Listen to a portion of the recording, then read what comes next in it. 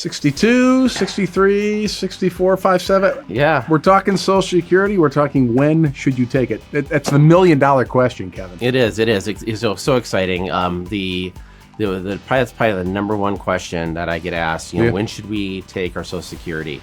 And people have all sorts of different answers. Your buddies are going to tell you take it at 62 because you could die at 63. Your father-in-law might tell you something. Your drinking buddy might tell you something. If your banker might tell you something different. The big thing is, though, it's different for everybody. All right. There's a lot of things that go into it.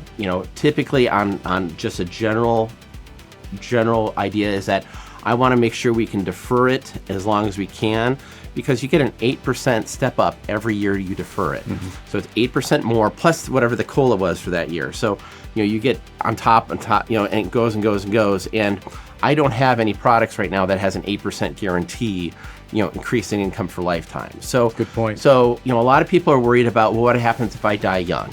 Okay. And I get that. You want to make sure that you've had money. Mm-hmm. Really depends on if you have a spouse or not. Okay. If you don't have a spouse and you die young. So what? I don't want to be crass, but you're not going to care. All right. You're not going to care that when on your deathbed, you're not going to say, I wish I took Social Security. That's not going to cross your mind.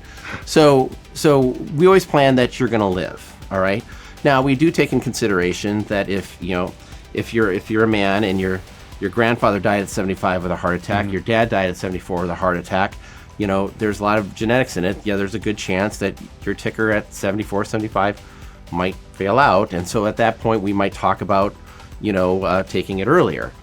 However, if you do have a spouse and for instance, let's say in this couple that the man was a higher income earner, so they have a higher Social Security, it still might make sense for you to delay yours, because when you pass, your spouse can take the higher amount. Okay. All right, and then it's off of her lifetime, and vice versa. If the woman was the higher income earner, we might delay hers longer, because then that's if something tragic happens, then you always have that higher amount for the rest of your life. But once again, it depends on the individual, depends on the circumstances you are in.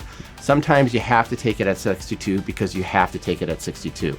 But that you might as well sit down with someone like me to make sure that you are taking it at the right time. Because once you take it, you take it. That's it, right? You're locked in. Yeah, you can't say, hey, I wish I would have taken... it's just, you can't change it once you mean the government will say, oh, we understand, we'll give it back to you? Yeah, right. Hey, let me ask you, if you're earning some money, though, if you're still earning, maybe not full-time, but you're still making some decent money, is that another reason to delay? Push it off? Yes, absolutely, because you'll be taxed on, there's only a certain amount you can make every year, and while you're taking it, and then all of a sudden you have to, for every $2 you make, you got to give $1 back.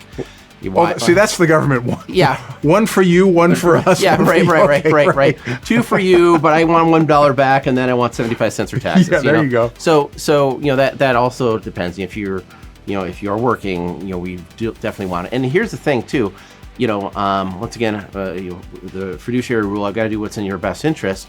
So if you have assets with me in a retirement plan, mm-hmm. and we're taking a look at, hey, does it make sense to take Social Security now, or wait on Social Security and take some assets out to make up that difference? Yeah. A lot of times I recommend taking those assets out, even though that costs me money, but it's in your best interest. So we take assets out so you get that higher guarantee, because then once you have that higher guarantee, these assets build up faster. Right. Because you're taking less out of these for the long term. Right. And it's hundreds of thousands of dollars of difference, at the end if you live to 85. And a guy turning 65 this year, the average age is 84, and for a lady, it's almost 88. 20 years. I mean, that's 20 some years. Yeah. Not how it used to be, but that is, right. and even longer for some folks. Yeah. Too, Yeah. I had a client once that grandfather died at 107, or great grandfather died at 103, but his dad died at 98.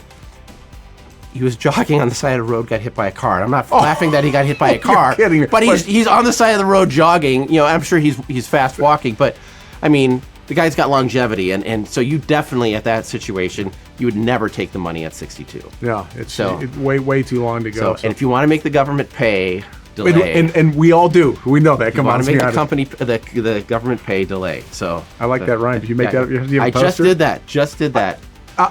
Kevin is going to he's trademarking that. Right. Make the government pay, delay. So nobody can take that. We have that on tape right now. So anyway, Kevin, thanks so much. You're welcome. Appreciate Thanks that. a lot. Thanks a lot.